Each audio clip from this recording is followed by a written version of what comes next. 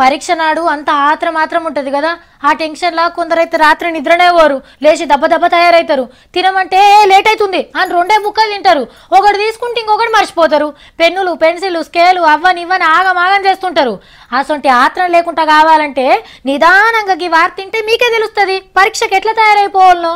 అయితారన్నాడు doctor చదువులకు neat పరీక్ష రాష్ట్రోళ్ళు మంచిగినాలకి ముచ్చట.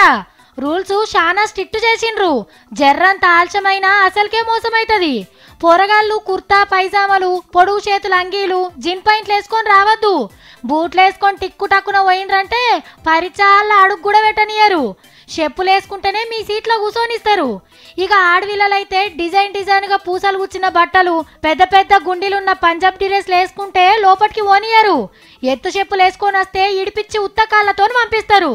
పెన్నులు పెన్సిళ్ళు రబ్బర్లు బొబ్బర్లు ఏది తీసుకోవకుర్రి, అన్ని లోపల సార్లే ఇస్తారట. సెల్ ఫోన్లు చెవుల వైర్లు షిప్పులు బొప్పులు కొండపోతే ఏడుపు ముఖంతో ఇంటికొస్తారు సుమా. చెప్పాల్సిన అన్ని చెప్పినాం. ముందే ఎండాకాలం ఎల్లం బయలెళ్ళి టైంకి పోయి మంచిగా రాయండ్రి. ఇక ఆల్ ద బెస్ట్ మరి.